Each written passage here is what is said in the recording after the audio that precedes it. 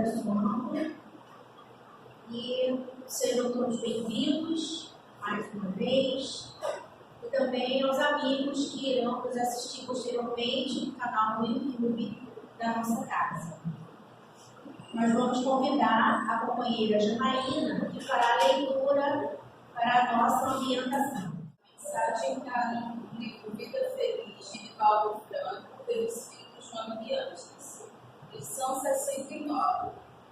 Ser pai ou mãe é uma grande responsabilidade. Cada criatura traz o destino que organizou para si mesma em reencarnações passadas. No entanto, ela nunca deixará de assimilar os exemplos vividos no lar pelos pais.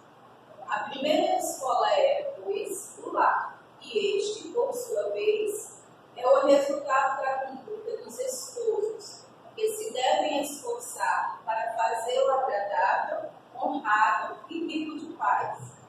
Abençoa o teu filho com as tuas palavras e conduta, fazendo-te amigo dele em todas as situações. Os filhos, como todos nós, somos de Deus, e tu prestarás conta do teu empréstimo que te foi concedido para ele dar. Vamos intensificar o nosso pensamento, levando a nossa oração a Deus, nosso Pai, nosso Criador, a Jesus, o nosso irmão maior, o nosso guia exemplo, agradecidos por mais esta oportunidade de estudo e aprendizado para nós, espíritos encarnados e aqueles que estão no outro plano da vida. Que nós possamos aprender com a nossa companheira, que se preparou carinhosamente para estar aqui conosco, trazendo o tema do luz. Que a sua luz, querido Mestre Jesus, possa alcançar a todos aqueles que estejam necessitados e precisando neste momento do teu amor. Que assim seja. Bom, agora nós temos a atividade e o momento de arte espírita, intitulado O Círculo.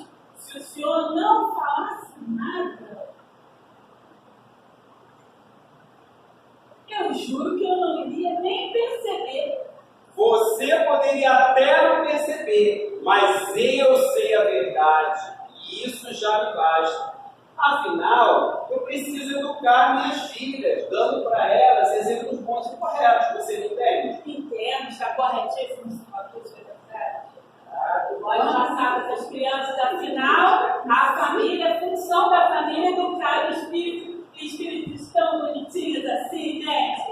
E a público fique em seus assentos que o espetáculo vai começar. Bom, após essa apresentação de arte, nós convidamos a nossa querida irmã Aline Divino, que é aqui da nossa casa, e nós estamos iniciando o mês espírita em homenagem à família. Hoje o tema será Função da Família na Educação do Espírito. Gente, boa noite. Que Jesus possa estar conosco, né? Essa noite de verão, não parece outono, né? A gente vive esses fatores aí climáticos diferenciados, né? E que as energias daqui que a gente possa hoje trocar possam ser para abrasar esse mundo todo, né? Tantos lugares estão passando tantas as dificuldades, né? E que as nossas energias possam servir para isso, né? É uma alegria muito grande a gente estar aqui na casa de novo, a minha casa. A gente vem sempre aos domingos, né? Estudo da família, já está bem inteirada aí. E reiterada, né? Na verdade, é um retorno ao trabalho aqui do céu, que é uma casa que era quase daquele tamanho ali das crianças, e a gente caminhava por aqui. E foi daqui que a gente tirou muito da nossa base, né? Doutrinária, de estudos e de atividades, tem muitas lembranças muito agradáveis, e a troca, a gente vai trocar hoje, né? Óbvio que a gente não vai poder abrir espaço para diálogo, né? Mas os olhinhos de vocês irão me auxiliar a ver a percepção que vocês vão ter, a troca que a gente precisa, que a espiritualidade amiga com certeza preparou para o dia de hoje, né? Para todos nós. Bom, então, antes da gente falar propriamente sobre o tema, a gente vai dizer, né, que já foi mencionado várias vezes aqui, que nós vamos falar sobre função da família na educação do espírito. Normalmente, quando a gente vê essa temática, sendo chefe de família, a gente pensa logo o seguinte: hoje eu vou pegar receitas para eu dar um jeito naquele meu adolescente, naquela minha criança, né? Mas hoje a gente vai trocar para que nós nos encaixemos também dentro desse universo de educação da família, né? Como é que a gente pode visualizar? Então, o que eu trouxe hoje foram mais provocações para a gente reflexionar de uma maneira um pouco mais diferenciada, não é ampliada, tá? E aí a abordagem que a gente vai fazer vai ser com foco na função da família e essa reflexão dos processos que a gente ainda tem de fazer de melhoria para a família real, né? Para a real família, né? A gente tem a família idealizada que a gente viu aqui, né? Aquele pai com aquelas duas crianças, é uma família idealizada, a postura que ele teve é uma idealização. Mas é isso que acontece todos os dias, né? Não, né? A gente sabe que a gente tem uma família idealizada, que é essa que a gente assistiu, e existem as famílias reais, aquela nossa, né? Aquela do dia a dia. É nesse olhar que a gente vai ver nesse processo dessa família, a função, né, que a família tem para nos educar, né? Como é que a gente vai conseguir isso? E aí eu vou explorar algumas coisinhas da apresentação, né? Que eu não sei se vocês observaram, né? A composição da família aqui da peça do circo é uma composição tradicional ou diferenciada? Foi diferenciada, né? Quando a gente fala família, normalmente a gente pensa no modelo, né? E o modelo que foi apresentado aqui para a gente é um modelo diferenciado. É um modelo que a gente tem um pai e as duas crianças. Normalmente sai da criança, né? As pessoas costumam dizer que a mãe controla mais. A gente viu que as crianças estavam no circo controladíssimas, né? Estavam ali junto com o pai, na expectativa de assistir ao espetáculo. Então, a gente tem um pouco do que a gente vai falar, está presente também ali naquela família, aquela família diferenciada. E outra foi a surpresa do palhaço, né, que no senso comum, né? Que é um problema para nós enquanto espíritas, o senso comum, todo mundo faz isso, todo mundo fala isso, é sempre dessa forma. E no senso comum, que seria, vamos fazer de conta que as duas têm 5 anos, né? 6 anos, né? E fica tudo certo, pago meia, e eu pago meia das duas e pago a minha inteira. E o palhaço se surpreende, mas se o senhor não dissesse, né, ia ficar tudo certo. E a gente também vai dar esse olhar por aí, tá? Tudo bem? Então, a gente conseguiu lembrar esses 2 pontos que a gente no decorrer da nossa conversa, tá? Na conversa eu não me sinto palestrante, eu falo muito, mas eu não me sinto palestrante. A gente vai fazer troca com os olhares, né, com as vibrações de vocês e da espiritualidade amiga nesse mês, né? Falando sobre esse tema tão importante. E aí, para a gente começar, eu só queria que vocês reflexionassem o seguinte, né? As famílias de antigamente eram melhores? Só sacudam aí a cabeça. A gente às vezes costuma sempre ouvir as crianças no passado eram educadas. Essas daqui foram idealizadas. Mas, sim, numa festa, vamos levar a criança para o circo. Aquela postura ali não aconteceria, né? Então a gente normalmente costuma dizer que o quê? No passado era melhor, não é isso? A gente costuma dizer, acho que no passado era melhor, os casamentos eram mais duradouros, a família se sentava para almoçar juntos, não é isso que a gente os domingos, o dia de semana, tinha horário, a gente costuma falar isso, que é o senso comum, né? E se baseava esse senso comum, né? Como é que faz esse esquema para que no passado a gente tivesse a impressão de que as famílias eram melhores? O que era a base ali?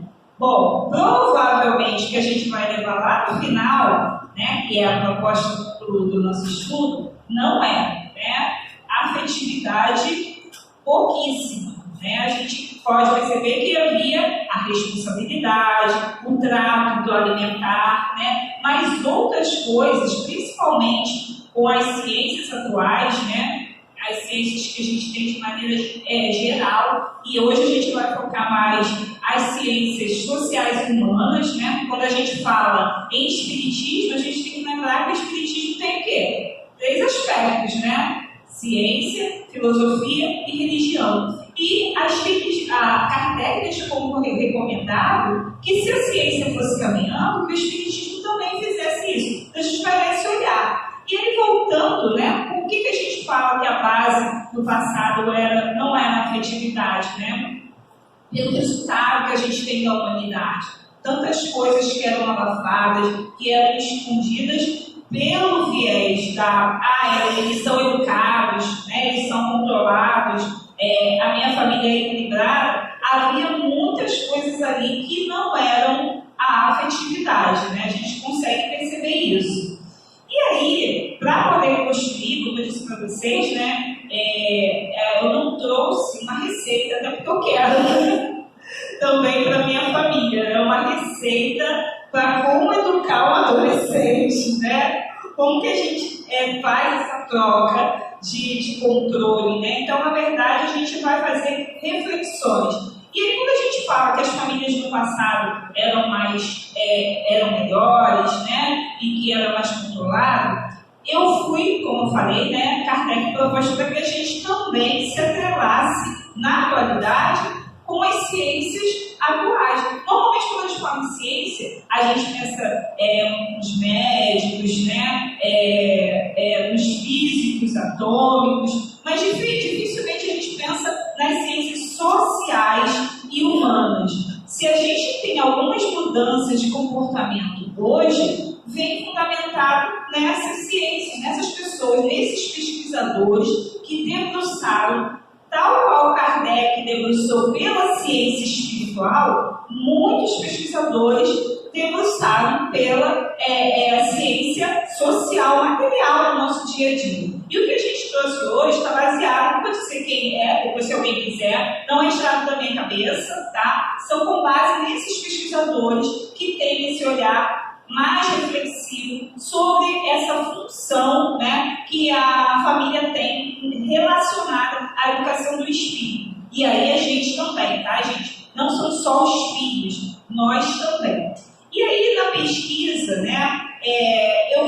Me deu uma curiosidade com essa pergunta: as famílias do passado eram melhor? Então, eu peguei da pesquisa, do site que eu pesquisei, eu peguei 3 pontos da história da humanidade para a gente perceber que a questão da educação da família é uma questão recente. Por quê? Eu peguei um pedaço, recortei nos 3 pontos que foram apresentados pelo pesquisador, o Império Romano, a Idade Média e a Revolução Industrial, para a gente ver como que era a evolução da família. Como é que a gente pode ver como que a família funcionava? Qual é a tarefa da família nesses 3 períodos aí que a gente tem da história, tá? Aí, no Império Romano, a missão, a função da família era transmissão de bens, tá? Bens o quê? Materiais. A materialidade era o foco, era a função maior para se estabelecer uma família. A família era estabelecida com aquele objetivo de transmissão de bens. Tinha uma vaga ideia, do que a gente chama de matrimônio, mas a função maior era perpetuar os bens.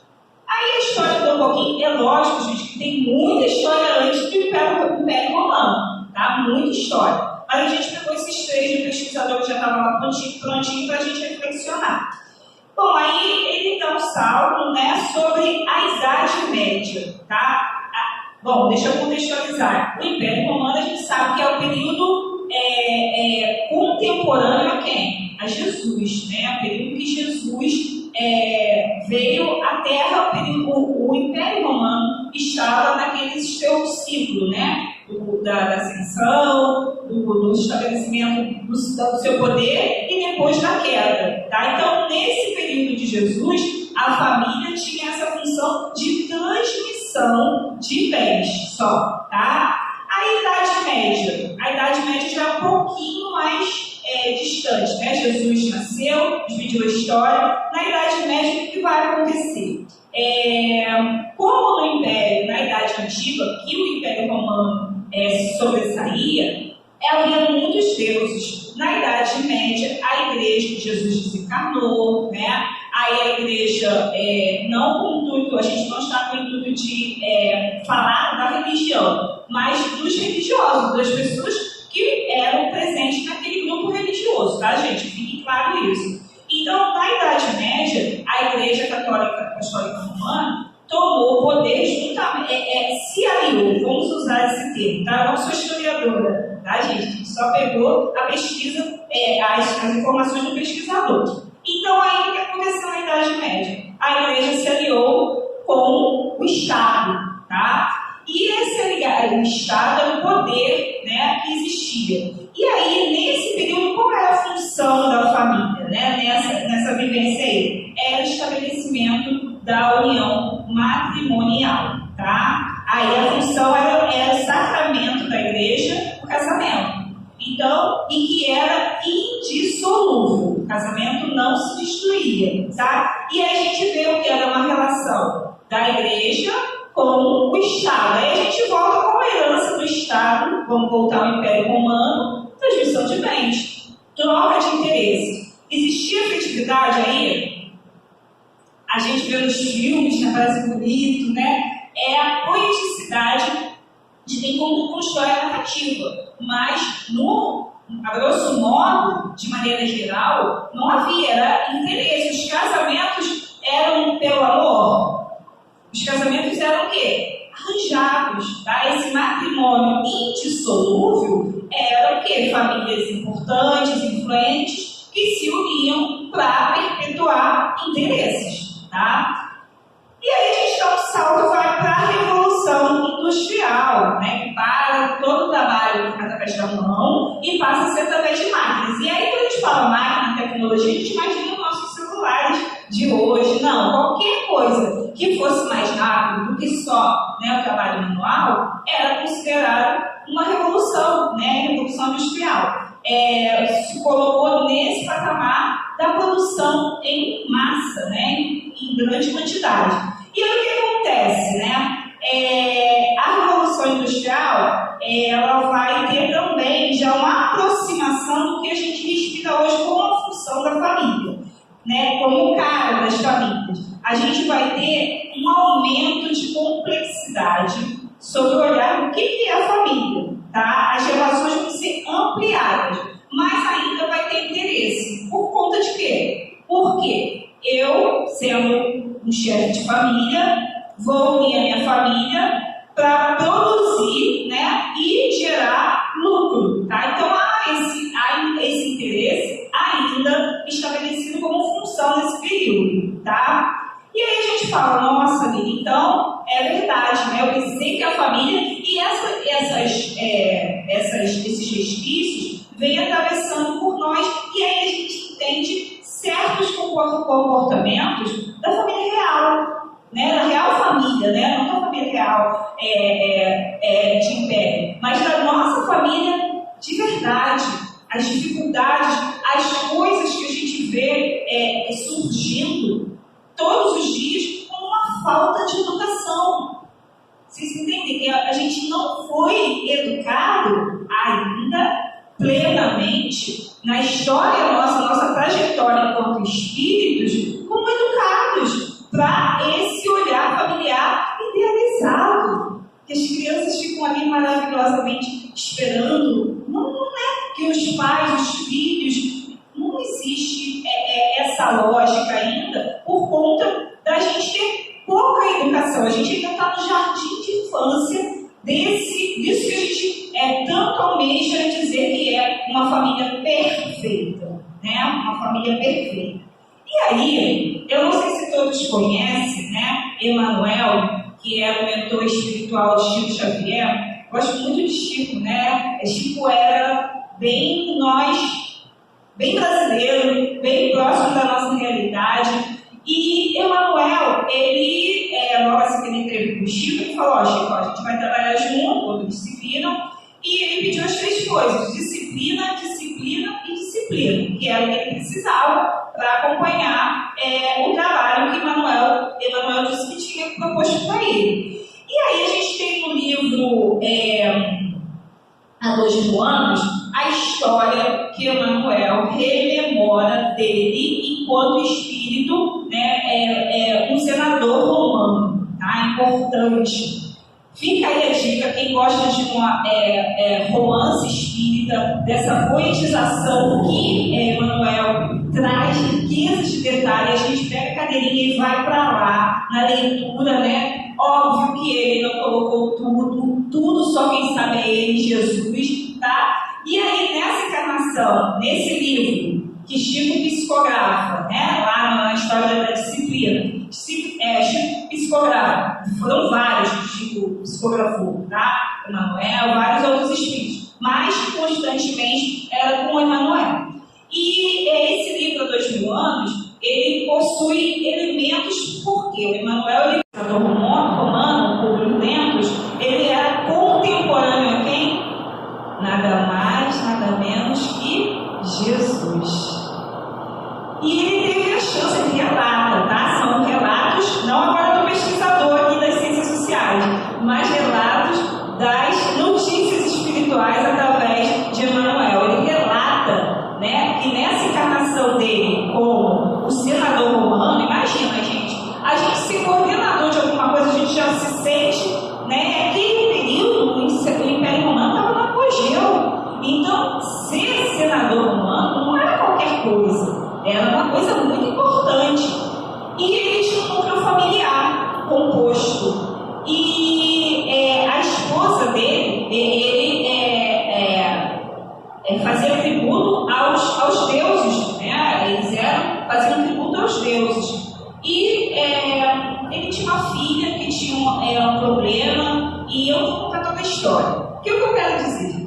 Como Publio Lentus, ele foi escondido procurar quem? O tal do Messias, que todo mundo fala que resolvia as coisas, ninguém sabe, né? Ele foi de noitinha para que ninguém visse, quem sabe ele ia lá para dar um jeitinho na família dele, né? Esse probleminha, nessa situação que ele tinha em relação ao núcleo familiar, que era perfeito, mas aquela situação incomodava. E ele, cara a cara com Jesus, né? Jesus falou: olha, foi tua mulher, tá? Não foi a sua fé, não. Sua família também lá. E a partir dali, gente, Emanuel, ele fez tudo errado. É interessante que Emanuel se apresenta para nós enquanto espírito dessa encarnação de Públio Lentulus, que a gente vê nas capas dos livros, essa que ele mais falhou por conta dessa falta de educação. Essa falta de educação, né, da família para ele enquanto espírito. E ele se apresenta dessa forma. Então ele teve cara a cara com Jesus. Isso daqui foi um fiasco. Não vou dar mais spoiler.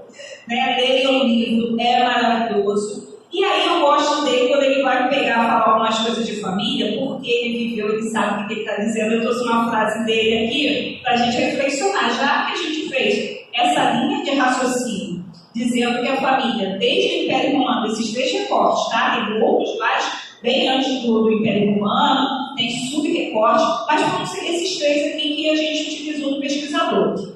E aí, Emanuel ele traz uma frase no livro Fonte Viva, que eu acho que deve ter aqui, eu sempre olho, né? Casa Espírita sempre tem o livro Fonte Viva, e tem uma página intitulada Parentes. Né? Quem tem parentes, né? Aqueles parentes maravilhosos da família, da real família, do dia a dia. E aí ele fala o seguinte, tá? Sem dúvida, a equipe familiar no mundo nem sempre é um jardim de flores. Concorda? A gente viu, a grosso modo, que educação a gente não tem ainda para isso. Então não vai ter, né? A gente sempre vai ter aquele que, gente, esse aqui é a minha pedra no sapato, não toma jeito. E aí ele continua, tá? É o recorte que eu estou dando, tá, gente? Vão lá, Fonte Viva, que vocês vão ler toda, é lindo, a linda construção desse texto do Emanuel. E eu fiz um cortezinho sobre esse parecer. Então ele fala que, sem dúvida, a equipe familiar no mundo nem sempre é um jardim de flores. Contudo, jamais conseguiremos sanar as feridas do nosso ambiente particular com o chicote da violência ou emplasto da ego de Jesus. E aí, ele fez isso enquanto Públio Lentulus. Né? Não foi uma violência física no livro, né? Por isso que eu estou falando que tem propriedade de falar isso, porque ele vivenciou, ele tem um lugar de fala para poder falar. É uma violência psicológica em torno da mulher dele e o desfecho. Então, gente, não cabe a gente, nessa construção, para a gente se educar enquanto espírito, que a gente é sem educação. Dentro do seio familiar, né, a gente não vai ter receita mágica. E o que a gente tem que se esforçar é abraçar aquele núcleo ali de alguma forma.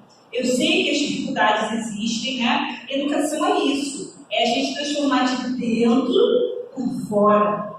É andar de bicicleta, aprender a nadar, precisa de quê? Como Emanuel, né, falou para Chico: disciplina, disciplina e disciplina. Exercer a função de educação dentro do lar precisa de quê? Disciplina, disciplina e disciplina. Os horários que a gente coloca nos filhos e os horários que a gente coloca na gente. E com o nosso companheiro, e com a nossa companheira, né? E com a gente mesmo. Porque aí, nesse ponto, né, da nossa conversa, a gente vai chegar qual o conceito de família que a gente está querendo reflexionar aqui, porque aquela família era diferenciada, né? E a gente pode perceber que quando como o Emanuel falou aqui, é um exercício que a gente tem de fazer, de qual a violência, né? Voltando ao questão da violência, será que a gente não faz uma violência psicológica nos olhares, nos silêncios?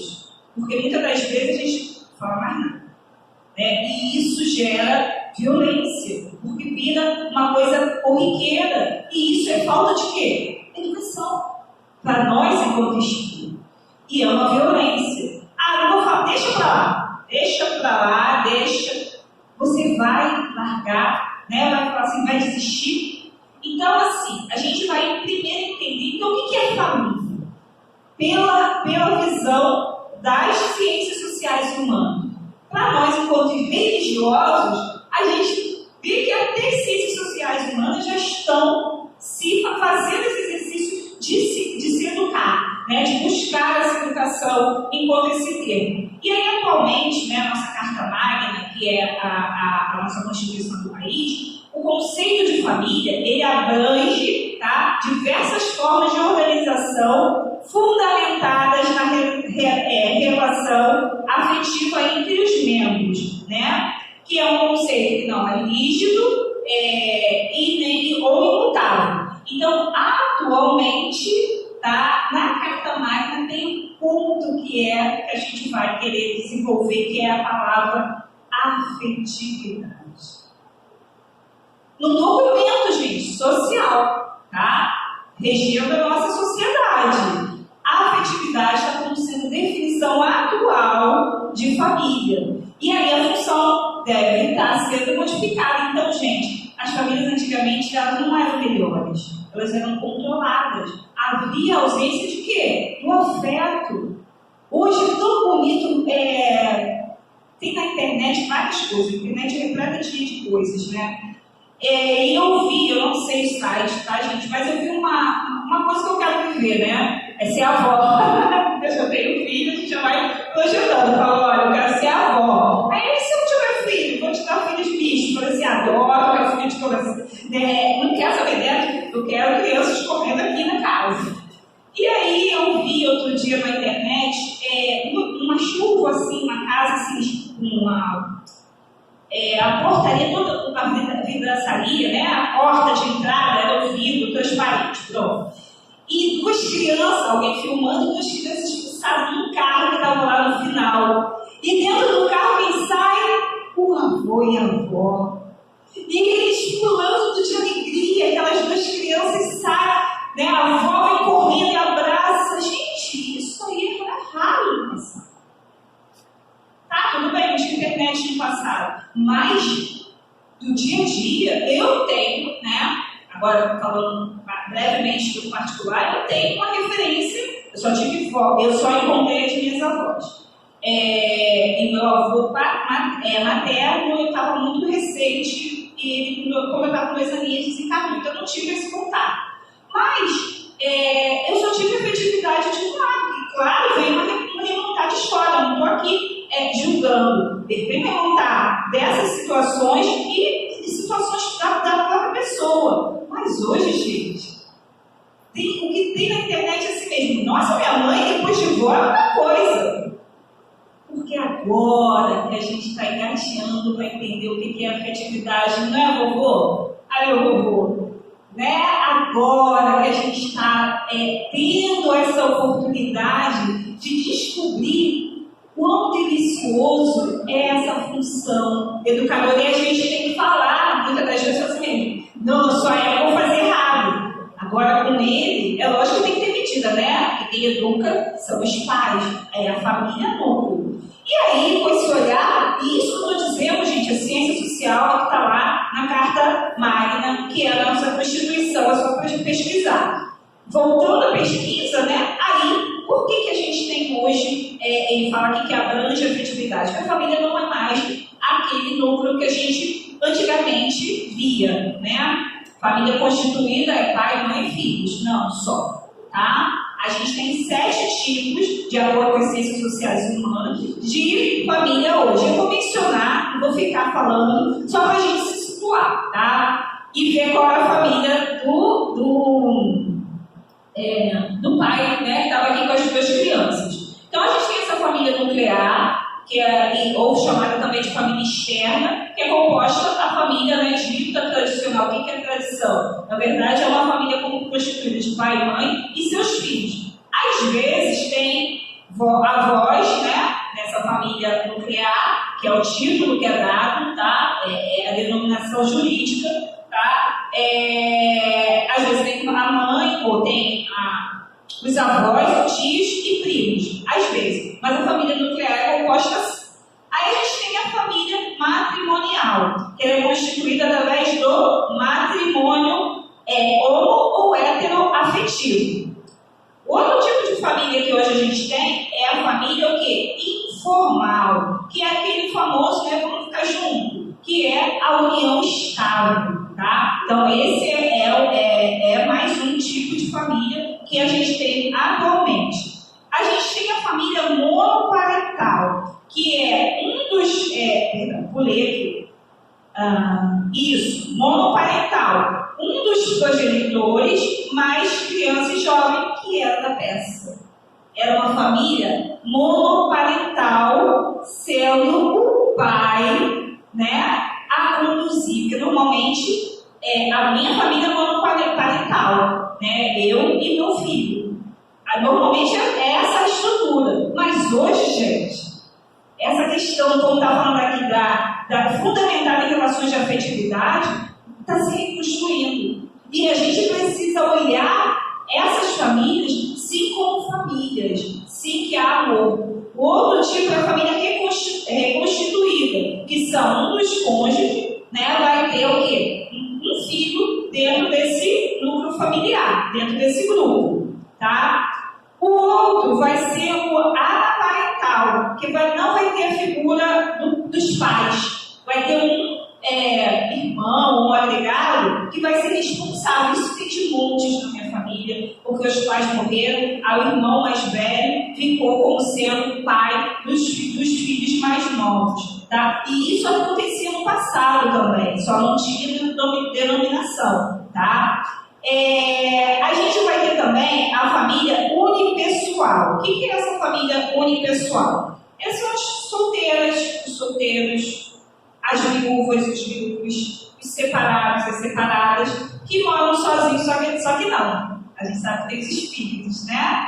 Materialmente está ali, morando sozinho. Mas, perante o olhar jurídico, ele está ali também se autoeducando, que a ideia é isso, tá, gente? Estou mostrando tudo isso, não para a gente se debruçar, saber, é importante que a gente saiba assim, mas que a gente veja que nesses universos, né, de família, há o processo educativo, seja sozinho, com os filhos agregados, sem os pais, ou a família contemporânea. Qual é a família contemporânea, né? São arranjos múltiplos, tá? Dentro desse universo que a gente viu aqui, e que aí vão se misturar relações interraciais e interculturais, tá? Vão haver, não vai ser mais, lembra a família romana, lá no Império Romano, quando a gente começou a mencionar, era aquele grupinho passado de família, sempre lembrando as tradições, tá? Mas essa família contemporânea não, né? E é normal a gente ter uma família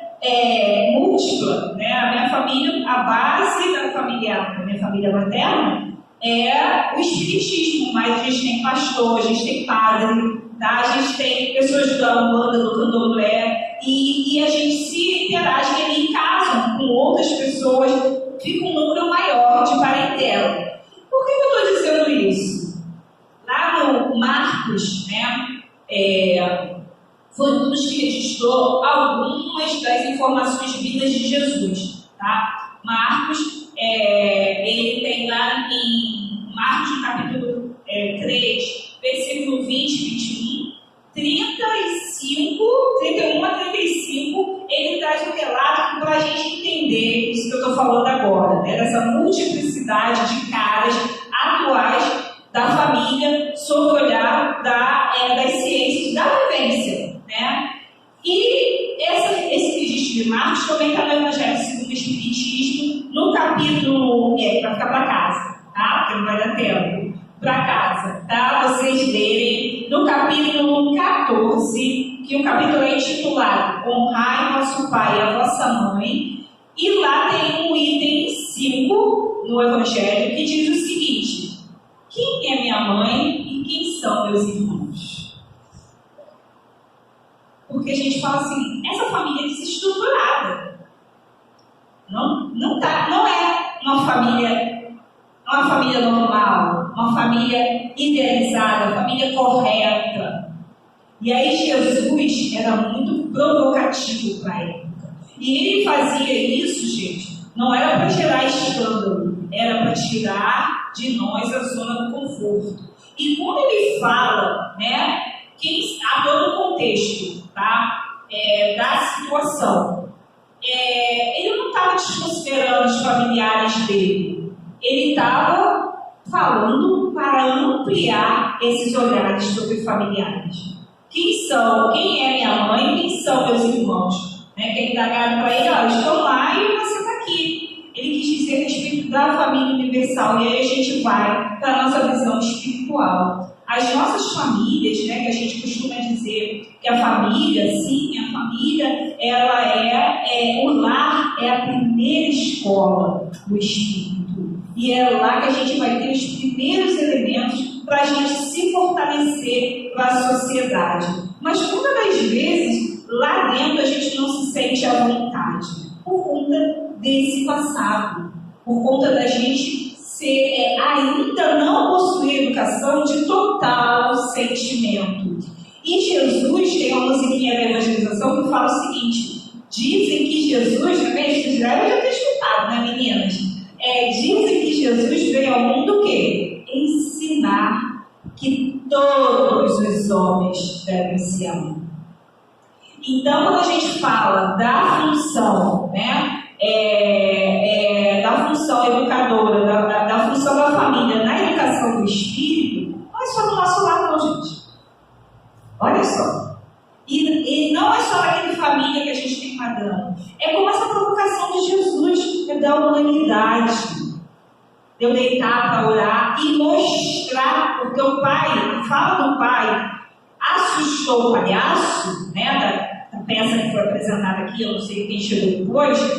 O que assustou o palhaço, a sair da zona, ele foi pelo senso comum, mas elas parecem ter o mesmo tamanho. São esses pequenos exemplos, né, que aquele palhaço pode perpetuar na casa dele. Essa função educadora, eu estou tentando, né, fazer com que a gente entenda que eu primeiro busquei para mim, tá? Esse entendimento veio para mim, não está restrito às nossas 4 paredes do nosso lar, do nosso grupinho, porque senão a gente vai voltar aquele interesse, a gente vai reafirmar os interesses do Império Romano, os interesses da Idade Média, os interesses da Revolução Industrial e tantas outras coisas que aconteceram na história, né? Fora outros movimentos que também retroalimentaram essas questões. Então, gente, a gente precisa ampliar, né? A página inicial, sim, é importante. Se nós somos pais e temos consciência, porque a gente sabe que nas famílias de vida real existem pais que não estão nem aí. Pai e mãe, tá, gente? Eu estou falando pais, pai e mãe, que muitas das vezes não desenvolveram isso e não cabe julgamento, porque agora eu mostrei para vocês que é o que? Uma construção que está enraizado ainda onde? Em nós. Mas já há um movimento de fazer com que isso se modifique, que é através de uma vou botar uma lei, né? Para que se entenda que a gente tem que se unir por afetividade, nem sempre vai acontecer, mas é o exercício de se fazer esse esforço. E quando Jesus provoca dizendo que quem é minha mãe, quem são meus irmãos, ele está propondo que a gente ame também aqueles além do nosso círculo familiar. Isso sim é uma função grandiosa da família na educação dos espíritos, porque Jesus veio ensinar o amor. E o amor, ele não aprisiona. O amor faz o que, gente? Liberta. Liberta como aquele. Eu queria ter vó e correr. Não precisava vir de carroça ou vir a pé para receber aquele abraço de amor.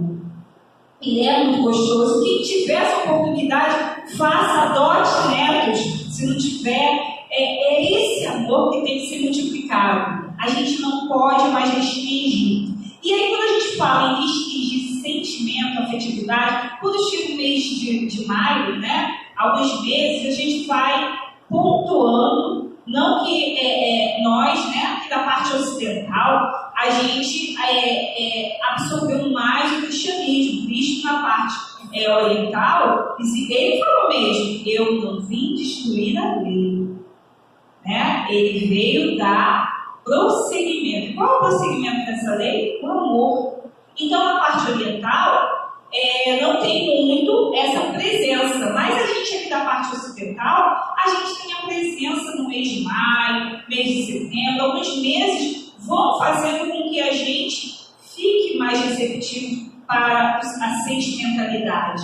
E maio a gente fala que é o mês do quê?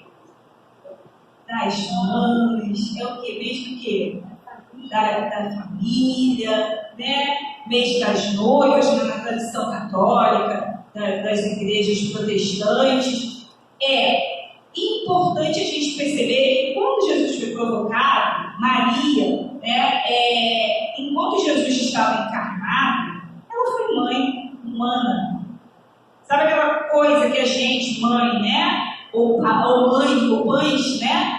A gente viu agora que não tem essa estrutura, mas mãe tem ainda, né, o instinto materno, e a gente tem conhecimento. Quando a gente desenvolve esse conhecimento, a gente tem informações. Próprio livro dos Espíritos, eu não coloquei aqui a questão, mas lá sobre a lei de igualdade fala que nós, né, mulheres que desenvolveram isso, né, que tem essa consciência da palavra, a maternidade ela está mais aflorada, tá? A gente ser mais ligada para a função da educação, mas não a regra geral, porque nós somos espíritos. Eu posso estar nesse corpo e ter muito latente em mim a minha existência com a experiência masculina. E está tudo bem, a gente não está aqui cristalizando. Mas a gente sabe que a maternidade nos faz. Já comeu? Está sem calçado por quê? Ó, vai sair sem blusa, vai ficar respirado. É ou não é, gente? Maria foi mãe.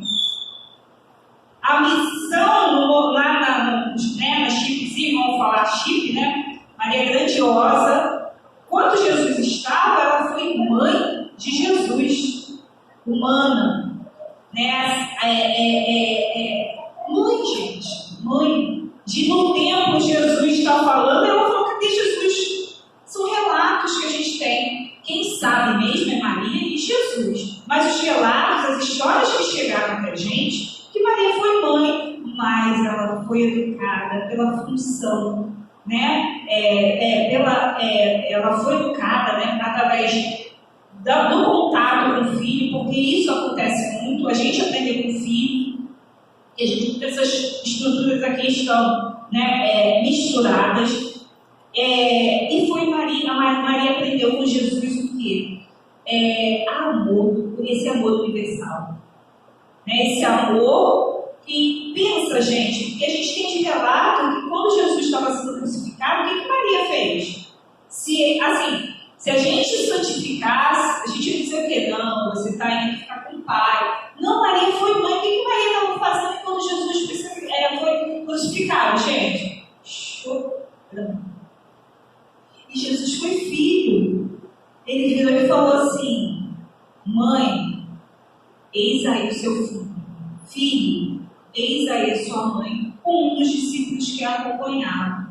Mas durante a vida de Jesus, Maria não conseguiu seguir depois abraçando a humanidade. Nós, aqui do Ocidente, nós temos a representação de afetividade, de lar, né, de primeira escola, através de Maria. Em quantas das nossas aflições, a gente não tem o hábito de ser 6 horas, 6 da manhã. A sensação que a gente tem é que a gente aqui no Ocidente, em outros lugares, não fica sem o amparo de qualquer espírito, tá? Mas a sensação que a gente tem é que Maria está perto da gente, é hora do quê? É hora da Ave Maria. Não tem isso é um sentimento de quê? Que ela aprendeu com o filho e que perpassa, envolve. E aí, a gente já está passando, chegando no finalzinho, né? A Maria, ela pega uma grandiosidade de missão, que é o que a gente deixa como um estímulo para a gente ver essa função educadora da família, seja qual posição que nós estejamos, né? A posição de quê? De afeto. Ela e Jesus tinham uma conexão muito profunda. E essa conexão muito profunda de Maria fez com que, né, ela tivesse aquela missão maravilhosa que os relatos nos falam. Por isso que nesse mês da família, se envolvidos por esse sentimento maravilhoso, e quantos momentos nossos de aflições, a gente vai lembrar do Mestre. Mas a gente quer um colo, né? O Mestre é nosso irmão. Mas colinho, aquele colinho de afetividade que a gente normalmente recorta, é o colo materno, né? A gente coloca essa posição. E Maria, ela abraça a humanidade. Esse é o princípio que ela vai desenvolver, né, de educação nossa, enquanto espírito, através do filho dela. E aí, eu trouxe, a gente volta para a peça, né, a fala final do pai, que ele fala que ele quer ser, tudo bem que você não saiba a idade das minhas filhas, mais ou menos isso que ele diz, né, mas eu quero dar bons exemplos. Essa é a Maria que nos envolve nesse mês. Eu não tenho como pensar nas aflições que eu passei, né? Deus, Jesus, mas o colo de Maria, né? A presença, esse magnetismo foi muito presente na minha vida. E aí eu soube reeducar os sentimentos, no sentido, essa parte é particular, né, você vai descer nessa casa, no sentido de ver nela um espelhamento de exemplos bons, de resignação. O filho dela não tinha nada a resgatar. Então, naquelas dificuldades da nossa família, né, não deixemos ao descaso, à violência, abracemos com amor. A lei já está pedindo que a gente largue, abandone essas mazelas espirituais do passado e pegue, né, a afetividade, o amor. E aí a gente vai se projetar, né, agora através da linda Maria, da música de Marielson, que é a Senhora, como um símbolo de autoeducação, para que a gente possa sim, né, sentir nesse mês da família todos os lares, né? Os lares destruídos lá no Quênia, no Rio Grande do Sul pelos fatores climáticos, aqueles que não têm lares, que a gente de alguma forma abrasa, né? Aqueles lares que há dependentes físicos, que há dependentes emocionais, né? Enfim, gente, é aquilo que Jesus falou, né? Quem é minha mãe? Quem são meus irmãos? É a humanidade. Então, a família, a função dela, educadora, é fazer com que nós nos amemos. Então, aí eu deixo como proposta a gente se sentir abraçado por essa imagem simbólica do carinho de Jesus com Maria, juntamente com a canção da Marielza. E que Jesus, nosso irmão maior, esteja sempre conosco, envolvendo as nossas famílias. Tá bom?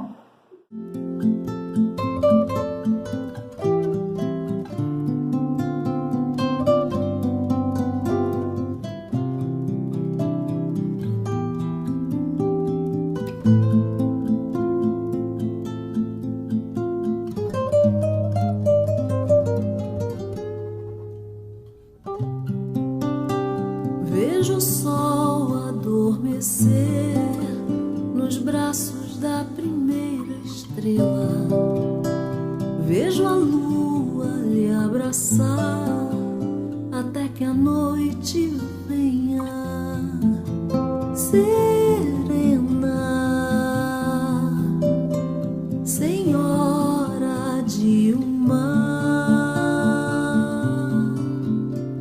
de imensidão,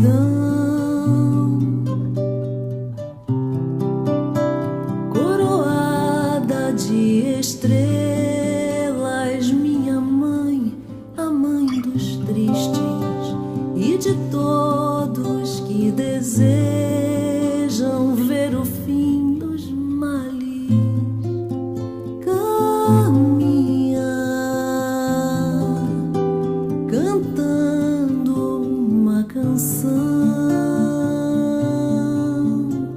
pra consolar quem dera me envolver nesse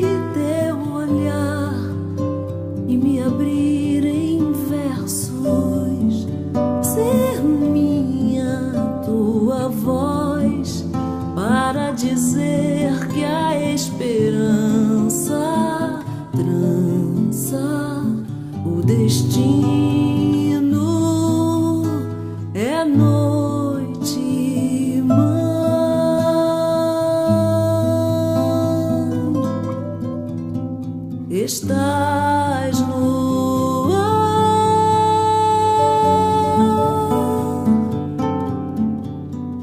e brilhas no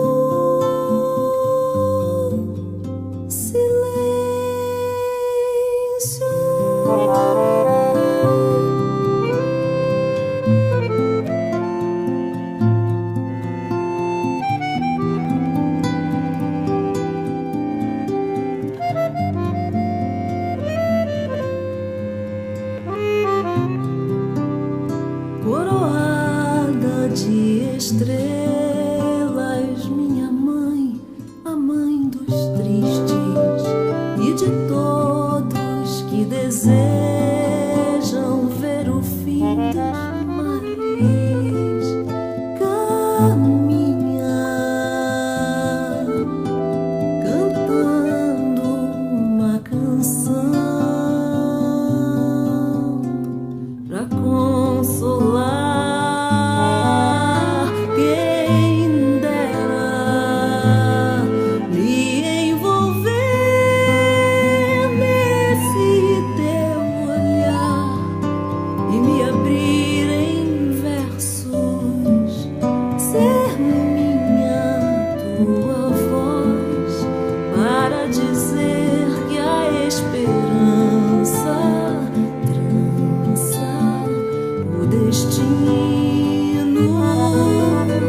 é noite e mar.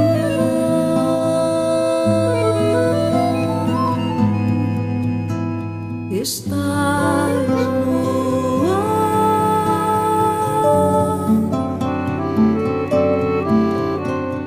e brilhas no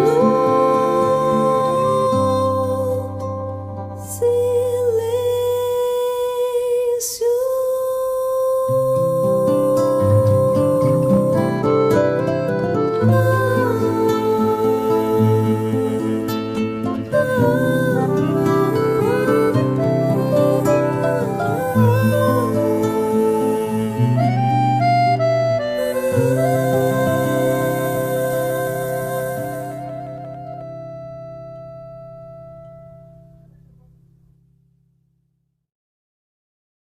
Vamos agradecer ao Mestre Jesus, o médico dos médicos, agradecer aos médicos do espaço por este laboratório divino que está cheio de medicamentos que não podemos ver com os nossos olhos normais.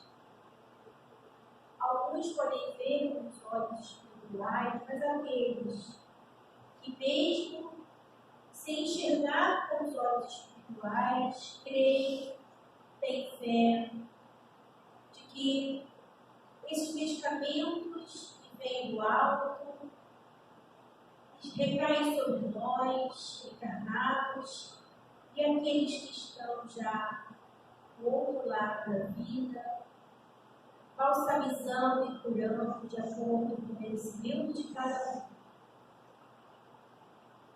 Nós temos a certeza de que sairemos daqui muito melhores do que chegamos.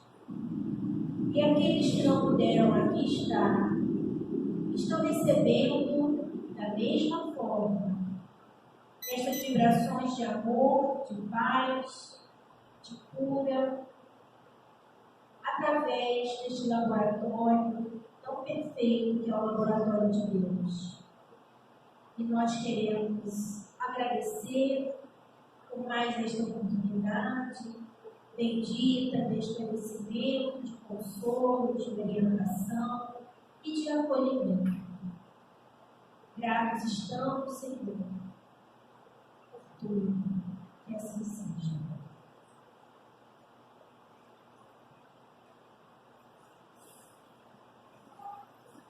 Queridos irmãos, possamos retornar aos nossos lares em paz e que aqueles que vão assistir a palestra posteriormente no YouTube possam